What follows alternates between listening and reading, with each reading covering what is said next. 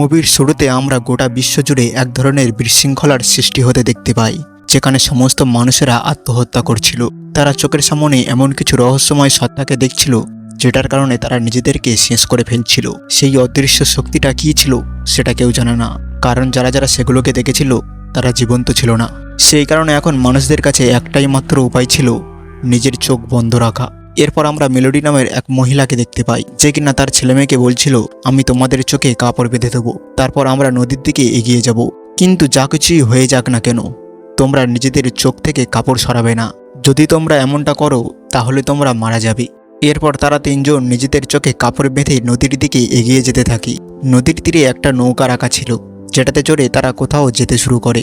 এখানে থেকে গল্পটার 5 বছর আগের ঘটনাকে দেখানো হয়, যেখানে আমরা মেলোডিকে দেখতে পাই, যে কিনা গর্ভবতী ছিল আর সে একটা পেন্টিং বানাচ্ছিল। আসলে সে একজন পেন্টার ছিল। ঠিক তখনই সেখানে তার বোন আসে, যে কিনা তাকে জানায় যে পুরো পৃথিবী জুড়ে মানুষেরা নিজেদের জীবন নিয়ে নিচ্ছে। এরপর তারা টিভিতে একটা খবর দেখতে পায়, যেখানে জানানো হয় যে পুরো পৃথিবী জুড়ে কয়েক লক্ষ মানুষ আত্মহত্যা করে নিয়েছে। এটার পিছনে কী কারণ রয়েছে সেটা এখনো পর্যন্ত জানা যায়নি। আর এখন যেহেতু মেলোডি গর্ভবতী ছিল, সেই কারণে সে এখন হাসপাতালে যায় নিজের চেক আপ করানোর জন্য। সেখানে থেকে বেরিয়ে আসার সময় সে দেখে যে সেখানে এক মহিলা নিজের মাথাটাকে একটা জানালাতেই জোরে জোরে আঘাত করছিল। সেই জন্য সে এখন তাড়াতাড়ি দৌড়ে নিজের বোনের সাথে গাড়িতে বসে সেখানে থেকে বেরিয়ে আসে। তারা লক্ষ্য করে যে রাস্তায় সব লোকেরা নিজেদের জীবন নিয়ে নিচ্ছিল, একজন আরেকজনকে খুবই নৃশংসভাবে আঘাত করছে। ওই শহরের প্রত্যেকটি গাড়ি একটি আরেকটির সাথে অ্যাক্সিডেন্ট করছে। পুরো শহরে হইচই বেঁধে গেছে, মানুষজন এদিক ওদিকে ছোটাছুটি করছে। এরই মধ্যে মেলোডির বোনও কিছু একটা দেখার পর সেটার বশীভূত হয়ে যায়। মেলোডি তখন খুবই ভয় পেয়ে যায়, কারণ ওই ভাইরাস সেটাকে ছোঁয়ার কারণে কিংবা নিঃশ্বাস প্রশ্বাসের কারণে ছড়াচ্ছিল না, বরং সেটাকে দেখার কারণে মানুষ নিজেদের জ্ঞান বুদ্ধি হারিয়ে ফেলছিল। যারা যারা সেটাকে দেখছিল তারা নিজেদের মানসিক ভারসাম্য হারিয়ে ফেলছিল। তারা অদ্ভুত অদ্ভুত দৃশ্য দেখতে পাচ্ছিল, যেটার কারণে তারা সুসাইড করছিল। মেলোডির বোন বারংবার সুসাইড করতে যাচ্ছিল, আর সে গাড়িতে বসেই যেহেতু সুসাইড করতে যাচ্ছিল, সেহেতু মেলোডির জীবনও ছিল ঝুঁকির মুখে। মেলোডি ওর বোনকে বারংবার আটকানোর চেষ্টা করতে থাকে, কিন্তু সে তার বোনের সাথে পেরে উঠতে পারছিল না। আর এরই মধ্যে ওদের গাড়িটি উল্টে অ্যাক্সিডেন্ট হয়ে যায়। ওদের গাড়িটি অ্যাক্সিডেন্ট করার পর মেলোডির বোন গাড়ি থেকে কোনো মতে বের হয়ে একটি ট্রাকের সামনে চলে যায়, আর ট্রাক ওকে ধাক্কা দিতেই মেলোডির বোন ওখানেই মারা যায়। আর এভাবেই মেলোডির বোনও সুসাইড করে। এসব দেখে মেলোডি বুঝতে পারছিল না যে এসব কি হচ্ছে, আর ওই বা কী করবে। মেলোডি দিশাহীনভাবে চলতে শুরু করে। তখনই একটি মহিলা বের হয়ে আসে তাদের ঘর থেকে, আর মেলোডিকে সাহায্যের জন্য হাত বাড়ায়। কিন্তু চোখের পলকের মধ্যেই ওই মহিলাটিও এফেক্টেড হয়ে যায়, আর ওই মহিলাটি নিজের চোখের সামনে তার মৃত মাকে দেখতে পায়। আর তখনই আমরা বুঝতে পারি এই ভাইরাসটি মূলত একটি বাতাস ছিল। মানুষ যখনই সেটার কন্ট্যাক্টে আসতো, তখনই সেটা মানুষকে ম্যানিপুলেট করে ফেলতো। খোলা চোখেই বাতাসের দিকে তাকালেই সেই বাতাস মানুষকে বশ করে ফেলে, আর তখনই সেটা মানুষকে সুসাইড করতে বাধ্য করে। আর ওই মহিলাটিও এতক্ষণে ওই বাতাসের বশে চলে গেছে। এরপরে আরেকজন লোক আসে, যার নাম টম। আর সে মেলোডিকে নিয়ে ঘরের প্রবেশ করার আগে যখন ওরা দুইজন পিছন ফিরে তাকায়, তখন দেখতে পাই ওই মহিলাটি একটি জ্বলন্ত গাড়ির ভিতরে ঢুকছে। কিছুক্ষণের মধ্যেই ওই গাড়িটি ব্লাস্ট করে, যার ফলে ওই মহিলাটির ওখানেই মৃত্যু ঘটে। এরপরেই মেলোডি আর টম ওই ঘরে প্রবেশ করে। তখন একটি বয়স্ক লোক বলে, তোমাদের সাহায্য করার জন্য যে মেয়েটি গিয়েছিল, সে তোমাদের জন্যই আজ মারা গেল। মেলোডি লোকটিকে সরি বলে, কিন্তু মনে মনে মেলোডিও খুব কষ্ট পায়, কারণ সে ভাবতে থাকে যে মেয়েটি কিনা আমাকে সাহায্য করার জন্য এসেছিল, সে আমার জন্যই হয়তোবা মৃত্যুর সম্মুখীন হয়েছে। এরপরে মেলোডি তার মাকে কল করে তার অবস্থা জানার জন্য, কিন্তু নেটওয়ার্কের সমস্যায় তারা কোনো কথাই বলতে পারে না। পুরো শহরে এরকম সিচুয়েশনের জন্য নেটওয়ার্ক জ্যাম হয়ে গেছে, যার কারণে নেটওয়ার্ক বন্ধ করে দেওয়া হয়েছে। আর এজন্যই মেলোডি ওর মায়ের সাথে কথা বলতে পারে না। এরপরেই সবাই টিভি দেখতে শুরু করে, শহরে আসলে কি হচ্ছে এটা জানার জন্য। এই ভাইরাসটি পুরো অর্ধেক পৃথিবীকেই ধ্বংস করে ফেলেছে, অর্থাৎ পুরো অর্ধেক পৃথিবীর মানুষই সুসাইড করেছে। ওরা কেউই বুঝতে পারছিল না পৃথিবীতে হঠাৎ করে এসব কি শুরু হয়েছে। এমনকি সরকারও বুঝতে পারছিল না যে কিভাবে এই ভাইরাসটিকে আটকানো যায়, কোটি কোটি মানুষের জীবন কিভাবে বাঁচানো যায়। এর কোনো সলিউশন তারা বের করতে পারছিল না। তখন টম জানায় সে আগে যে কনস্ট্রাকশন সাইটে কাজ করত, সেখানে একটি লোক আরেকটি লোকের মাথায় বুলডোজার চালিয়ে দেয়, আর সেখান থেকেই শুরু হয় এই মৃত্যু খেলা। টম বলে, আমাদের সবার উচিত পুরো ঘরকে কাপড় দিয়ে কভার করে ফেলা, যাতে করে আমরা বাইরের কিছু দেখতে না পাই, আর বাইরে থেকেও কোনো কিছু আমাদের যাতে দেখতে না পায়। ওরা সবাই মিলে ঘরের সব দরজা জানালা কভার করে ফেলে। এরপর ওই বয়স্ক লোকটি এসে আবারও বলে যে মহিলাটি তোমাদের বাঁচানোর জন্য গিয়েছিল, সে আসলে আমার স্ত্রী ছিল, আর ও তোমাদের জন্যই মারা গিয়েছে। কিন্তু এই বিপদের সময় আমি তোমাদের ঘর থেকে বের করে দেব না। বয়স্ক লোকটি আরও বলে, আমি চাই না আমার স্ত্রীর মতো তোমরাও ওইভাবে মারা যাও। আর এরপরেই তারা সবাই একে একে মিলেমিশে থাকতে শুরু করে। কিছুদিন থাকার পর তাদের খাবারের কমতি দেখা দেয়। তখনই ওই বাসার মালিক জানায় তার ঘরের বাইরে কিছু সিসিটিভি ক্যামেরা লাগানো আছে, যেটার মাধ্যমে তারা ঘরে বসেই বাইরের অবস্থান সম্পর্কে জানতে পারবে। আর এই ক্যামেরার মাধ্যমেই কোন দোকানে তাদের প্রয়োজনীয় জিনিসপত্র পাওয়া যাবে তাও সে দেখতে পারবে। কিন্তু ওরা কেউই এটা জানতো না যে ক্যামেরায় ওদের দেখার ফলে ভাইরাস ওদের এফেক্ট করবে কি না। তখনই ওই লোকটি মেলোডি আর টমকে বলে, তোমরা আমাকে দড়ি দিয়ে বেঁধে দাও, আমি প্রথমে এটা ট্রাই করে দেখি। মেলোডি আর টম তার কথা মতো তার হাত পা বেঁধে চলে যায়। আর এরপরেই ওই লোকটি ক্যামেরার দিকে তাকাতে থাকে। কিছুক্ষণ পর লোকটির চেহারার এক্সপ্রেশন চেঞ্জ হয়ে যায়। তখনই আমরা বুঝতে পারি লোকটি আস্তে আস্তে এফেক্টেড হচ্ছে। আর তারপর লোকটি তার মাথায় আঘাত করতে করতে একটা সময় মারা যায়। আর তখনই আমরা বুঝতে পারি যে এই ভাইরাসটিকে সামনাসামনি দেখার জন্য হোক বা ক্যামেরায় দেখা, যেভাবে হোক না কেন মানুষ এফেক্টেড হবেই। এরপরেই ওদের বাসায় আরেকজন মহিলা আসি সাহায্যর জন্য। সেও প্রেগনেন্ট ছিল। ওই বাসায় থাকা লোকজনগুলোও ওই মহিলাটিকেও সাহায্য করে আর তাকেও বাঁচিয়ে নেয়। এরপর সিন শিফট হয়ে চলে আসে বর্তমানে। মেলোডি আর তার 2 সন্তান নৌকার ওপরেই ছিল। হঠাৎ মেলোডি কোনো এক লোকের আওয়াজ শুনতে পায়। ওই লোকটি মেলোডিকে বলে, চোখের কাপড়টি খুলে ফেলো, দেখো কত মনোরম পরিবেশ তোমার চারিদিকে। তখন মেলোডি বুঝতে পারে ওই লোকটিও ইনফেক্টেড, যে কিনা মেলোডি ও তার সন্তানদের মারতে চায়। মেলোডি ওই লোকটির আওয়াজ অনুমান করে গুলি করতে থাকে, কিন্তু ওই লোকটি মেলোডির উপর আক্রমণ করে আর মেলোডির চোখের কাপড়টি খোলার জন্য অনেক চেষ্টা করে। তখন মেলোডি বাধ্য হয়ে একটা ছুরি দিয়ে ওই লোকটিকে আঘাত করে মেরে ফেলে। এরপরে মেলোডি ওখান থেকে আবারও বের হওয়ার চেষ্টা করতে থাকে। কাহিনী আবারও পাস্টে চলে আসে। ঘরের সমস্ত সদস্যরা মিলে সিদ্ধান্ত নেয় ওরা খাবার আনতে এবারে বাইরে যাবে। তাই ওরা নিচে গ্যারেজে যায় গাড়ির খোঁজে। ভাগ্যক্রমে ওরা একটি গাড়ি পেয়েও যায়। এরপর ওরা সবাই মিলে গাড়িটিকে পেন্ট করতে শুরু করে, যাতে করে ওরা বাইরের কিছু দেখতে না পায় আর বাইরের থেকেও কিছু ওদের গাড়ির মধ্যে প্রবেশ করতে না পারে। গাড়ির পিছনের দিকে যে ক্যামেরা থাকে ওইটাও তারা বন্ধ করে দেয়। এরপরে জিপিএস এর সাহায্যে ওরা খাবারের খোঁজে বের হয়। আর রাস্তায় সেই ভাইরাসটি, যেটা একটা বাতাস ছিল, সেটা ওদেরকে ভয় দেখানোর অনেক চেষ্টা করে। তবুও তারা সবাই নিজেদের চোখ বন্ধ রাখে আর কোনো মতে ওই ভাইরাসের ফাঁদে পা দেয় না, কারণ ওরা জানতো যেই চোখ খুলবে তার মৃত্যুই নিশ্চিত।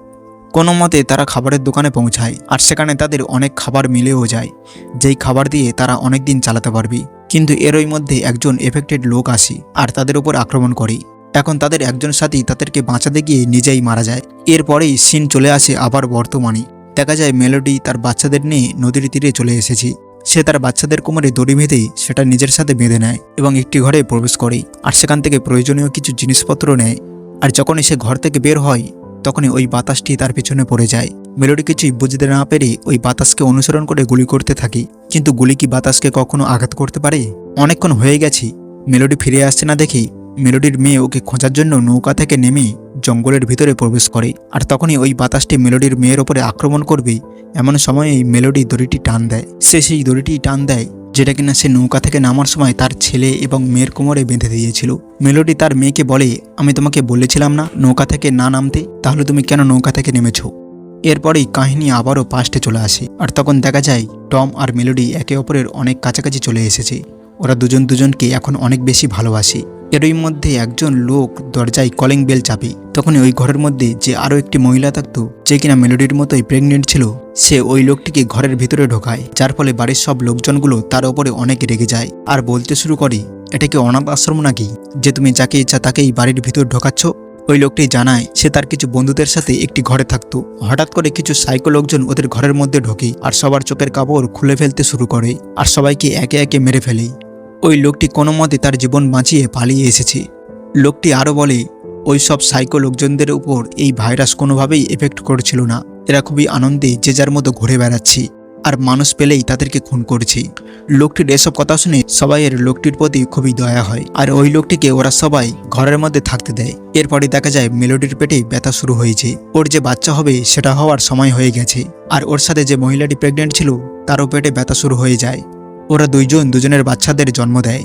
মেলোডি একটি ছেলে সন্তানের জন্ম দেয় আর ওই মহিলাটি একটি মেয়ে সন্তানের জন্ম দেয়। কিন্তু এরই মধ্যে আমরা দেখতে পাই ওরা যেই লোকটিকে আশ্রয় দিয়েছিল সেই আসলে একজন সাইকো। লোকটি সুযোগ বুঝে সমস্ত দরজা জানালা খুলে দেয়, পর্দা সরিয়ে দেয়, যাতে করে বাইরের ভাইরাসটি মানুষকে এফেক্ট করতে পারে। তখনই দেখা যায় মেলোডির সাথে সাথে আরেকটি মহিলা, যে একটি মেয়ে সন্তানের জন্ম দিয়েছিল আর যে কিনা ওই সাইকো লোকটিকে ঘরের মধ্যে প্রবেশ করিয়েছিল, সেই মেয়েটি বাইরের দিকে তাকায় আর ভাইরাসটি তখনই ওকে বশীভূত করে ফেলে।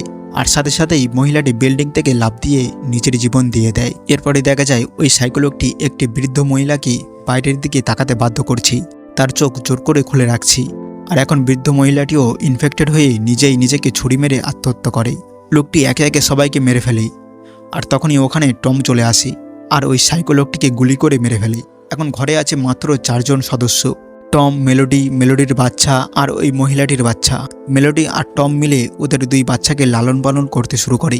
এইভাবেই কয়েক বছর কেটে যায় আর এখন ওদের বাচ্চারা একটু বড় হয়েছে। ওরা 4 জন মিলে বেশ ভালোই ওদের দিন কাটাচ্ছিল। কিন্তু এরই মধ্যে একদিন হঠাৎ টমের কাছে একটি মেসেজ আসে, যেখানে কিনা একজন লোক জানায় ওরা অনেক সেফ একটি জায়গায় আছে, যেখানে ওদের খাবার দাবারের কোনো অভাব নেই।